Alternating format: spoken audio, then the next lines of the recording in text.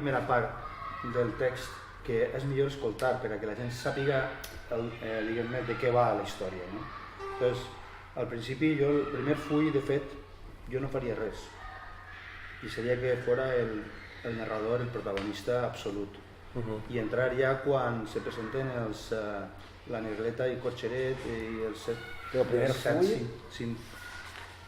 Tot això sense música? No ho sé, estic pensant, És molt, el conte no és tan llarg, No, no és tan llarg, però el principi, la introducció, és situar al públic de què anem a parlar en el conte, no? Bé, jo crec que la música contemporània és la música dels nostres dies, dels nostres temps, i és evident que ha d'estar en les aules. Bueno, jo no entendria un món sense la música d'aquest moment, no? Per tant, la gent més jove té que estar familiaritzada amb la música que s'està creant en aquest moment. No saben com escoltar aquesta música, per dir-ho d'alguna forma. Quan tu escoltes música popular, saps el que tens que escoltar, en què tens que fijar i quines coses te provoquen unes sensacions o altres perquè has après a relacionar les característiques d'aquesta música amb unes sensacions o altres. Però en la música tonal, o altres tipus de músiques menys populars, no passa el mateix perquè no s'escolta tant o no has estat exposat a això durant totes les etapes de la teva vida. I hauríem de parlar de fa un segle, que un poc és quan comencen les avantguardes i quan comença la tonalitat, el dodecafonisme, etc.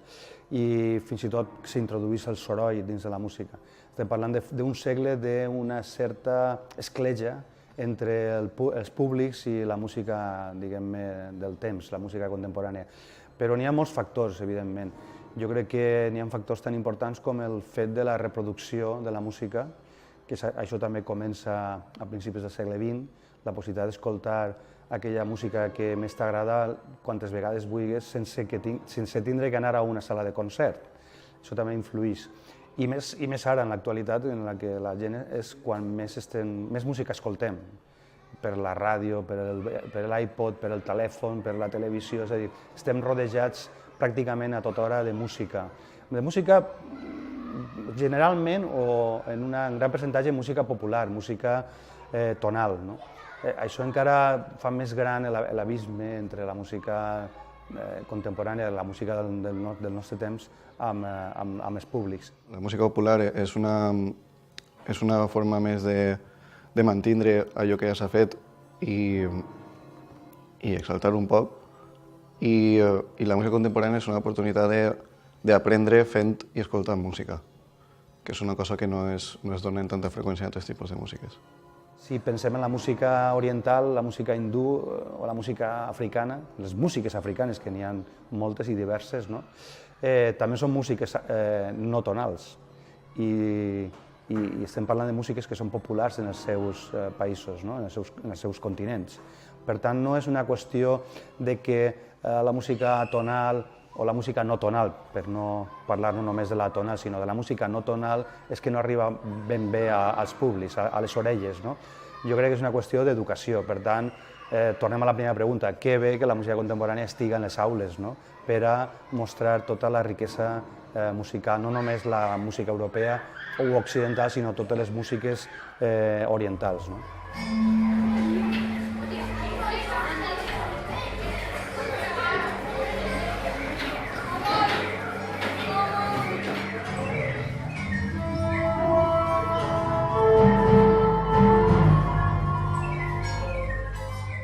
La màquina interestel·lar és un conte que està fet ad hoc, vull dir, està fet adrede per a facilitar que se puga experimentar en el so i se puga manipular i se puga llançar després en directe utilitzant el sistema Soundcool. Si us fixeu, quan escolteu el conte, el que veureu és que ja anem a una tecnologia avançada, en la qual cosa suggereix ja un tipus de sonoritats molt més contemporànies, i després veurem que hi ha certs elements i personatges que el que fan és facilitar que se puga fer un tipus de música més en la línia del que és el mateix festival en SEMS. La màquina interestel·lar és una conjuminació de llenguatges i de possibilitats, posades totes en un espectacle. En aquest cas, este conte musicat o esta mena de cantata, podríem dir. N'hi ha una història molt verista, no? Amb molta imaginació, molta ficció, evidentment, però que parla de música, és un conte que parla de música. I conjumina amb els llenguatges de la tecnologia aplicada a la música, que és fantàstic, la intervenció de gent molt jove, amb aparells, amb gadgets, diguem, electrònics, i això també mixturat amb instruments tradicionals, com pot ser un piano o pot ser uns saxofons, no? Tot això encara més conjuminat, més liat encara per la intervenció de la imatge. La intervenció de la imatge, el joc visual que s'establirà i que entrarà en joc junt a la música i la narració. Per tant, estem parlant d'una obra que serà molt visual, molt vistosa, molt sonora i que, com he dit, conjuga aquests diversos llenguatges. Ulls i amb la gestualitat meva, no? D'acord? Tots, notes llargues.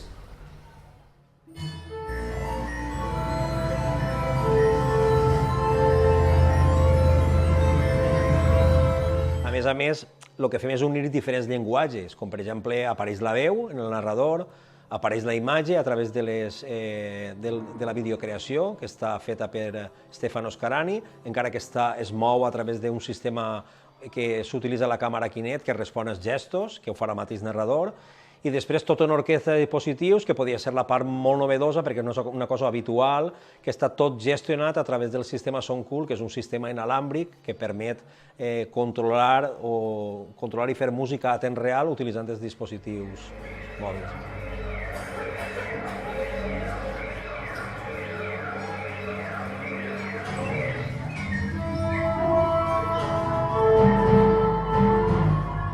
A més, afegint també les sonoritats d'un saxo, que estarà a càrrec del saxofonista i improvisador Josep Lluís Galiana, i també un piano que li hem posat com a nom piano soncolitzat, perquè realment el que fa és que utilitzem un mòdul de Soundcool, li introduïm un micro i el que fem és transformar el so del piano a temps real i produïm efectes sobre ell, que estarà a càrrec, que interpretaran Noemí Berbel i Maria Elena Riaño, que també són persones de l'equip pedagògic de Soundcool.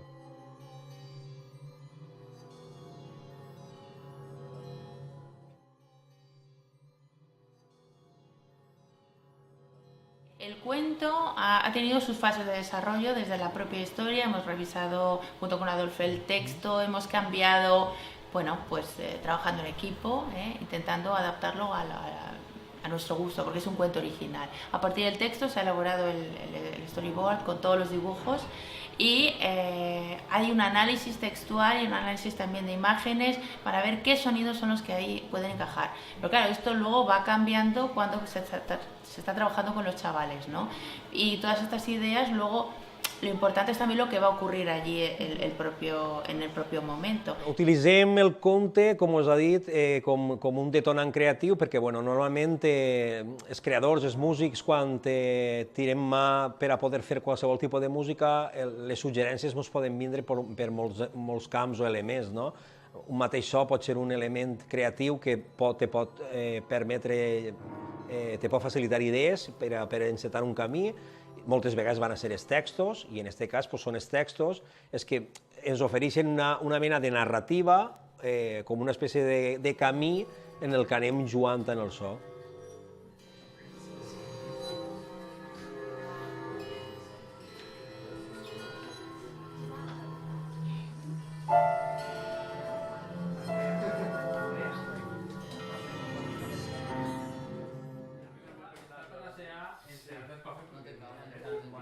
Lo primer era tindre el conte i sobre el conte llançar, o sigui, replegar la proposta que les persones que han escrit el conte ens llancen i a partir d'ahí baix les premisses que n'hi han establertes n'hi haurà encerts visuals, n'hi haurà una narració i n'hi haurà aquest tipus d'escenari en aquesta disposició, pensar en com pot sonar allò que està el conte expressant o contant.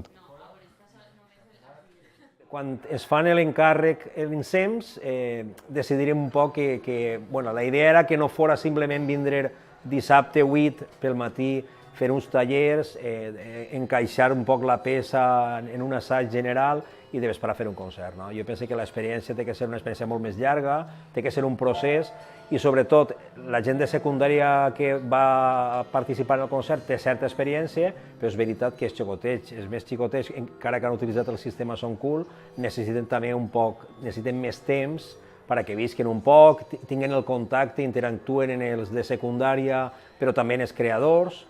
Aleshores, la idea va ser començar un mes antes a preparar, a parlar-los del conte, bueno, que fos una experiència global y no una experiencia fragmentada, ¿no? Esa va a ser un poco la idea. Nos interesan sobre todo ellos, los niños, como protagonistas de estas acciones creativas. Yo creo que también una de las posibilidades del proyecto es que los propios niños se situaran como generadores de un proceso creativo, ¿no? Y ellos mismos serán artistas y creadores, compositores, y será un proceso en el que podremos disfrutar todos del resultado. Comencen a sonorizar al principi, imagineu-se que acaben la primera part i la part que enllaça la primera a la segona és fer aquest efecte. Si vosaltres comenceu en un efecte completament diferent, això ja no serveix. Vull dir, heu d'anar tots a una i bombejar idees a lo bèstia, la primera part, bombegeu idees tot, la segona, bombegeu idees. I després el que he de fer és enganxar les idees de la primera a la segona, de la segona a la tercera. Si no, el que està treballant en la quarta part no sap què està passant en la primera. No tindrà sentit. Es perd un poc el temps.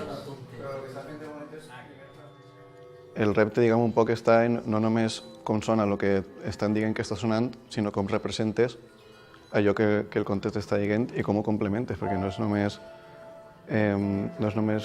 per sonar, sinó fer que el so te porti també a lo que el conte està contant i jugar en que tens una narració i que has de complementar la narració, que no està tota la càrrega narrativa en el conte ni tota la càrrega narrativa en la part musical, entonces has d'anar jugant en un poc en una cosa i l'altra.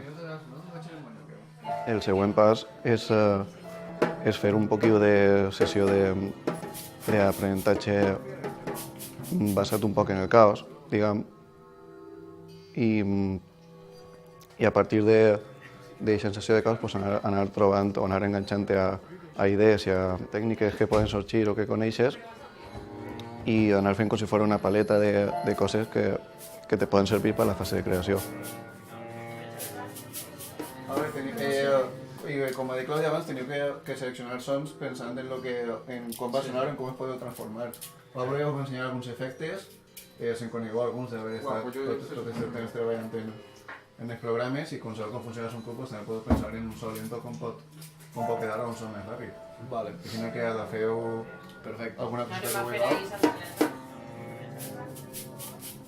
Anem a improvisar a temps real sobre les imatges i la narració que farà Moyano. La qual cosa vol dir, vale, en este moment que estem parlant hauríem d'acompanyar uns sons tipus, això sí, vull dir, busqueu adjectius per a definir quin tipus de sonoritats. Això sí que ens ajuda a l'hora de gravar. Pues així podien ser com trossets de música o que sonen ritmes o jugar en les veus i a partir de les veus fer no sé quantos. Això se grava, se carrega en el Som Cool i se dispara. 1, 2, 3. Molt bé.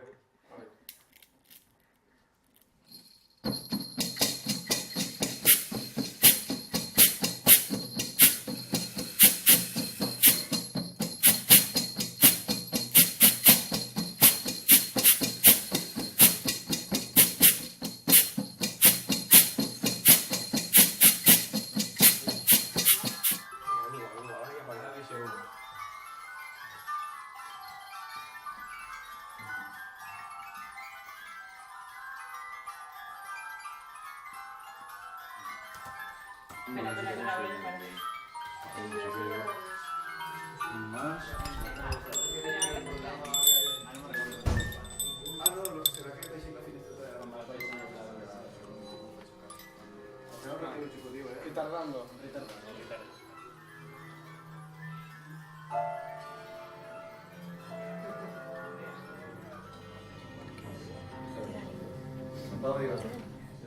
Ya.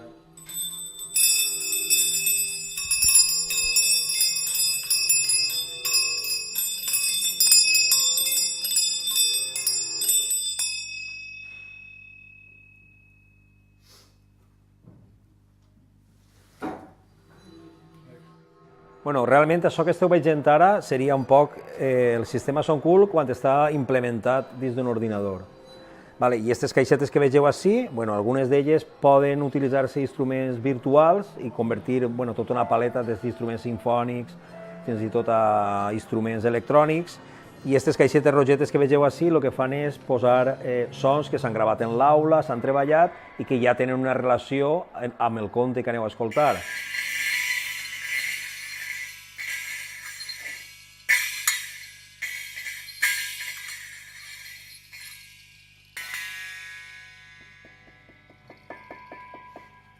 I després el que fem és que l'orquestra que veureu, cada xiquet porta un dispositiu que pot ser tablet o un telèfon mòbil i des d'ací el que van a fer és a controlar. Per exemple, els sons estos que heu vist, que van vinculats a alguns moments del conte, des d'ací poden disparar, moure, baixar el volum, fer que vagin al revés, en la qual cosa a temps real s'està creant la música. O també poden utilitzar un teclat que el que fan és, cada un d'ells té un instrument assignat. Escoltareu alguns que són sinfònics, com metalls, cordes, i altres que són electrònics, i tota la gestió la fan com si fos un piano, però un piano inalàmbric.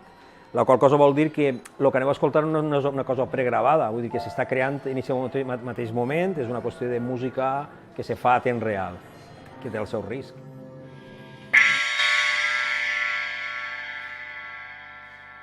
El que puc dir és que farem una interpretació, però una interpretació de la narració, una interpretació també de les imatges, del vídeo, i a partir d'aquesta interpretació que farem del text i de la imatge, farem una improvisació.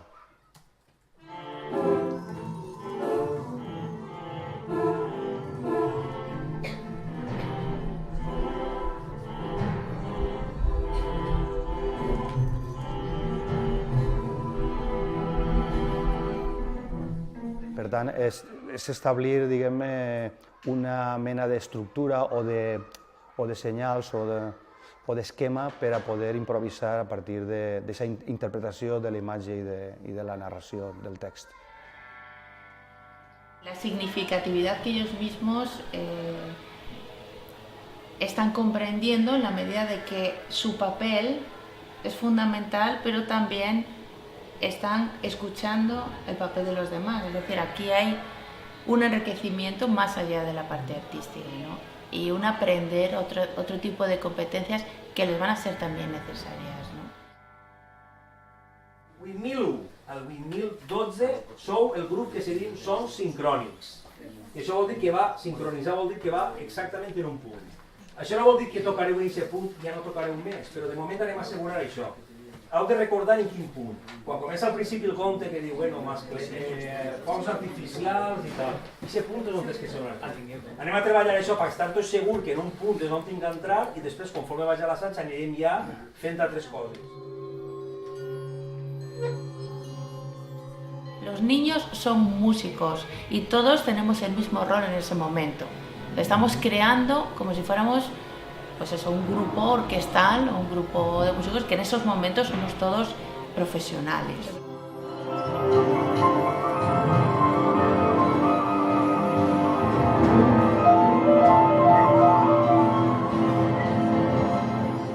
Creo que una de las cosas más interesantes un poco de la propuesta que llevaremos a cabo es ese trabajo horizontal, ¿no? Tanto a nivel de artistas, profesionales, profesores y niños de diferentes edades, ¿no? Que todos estamos trabajando en un mismo nivel y todos haremos una creación real en el momento, y es una de las cosas que permite Soundcool, ¿no? Poder hacer una creación a tiempo real y que todos seamos igual de importantes para el resultado final de la obra.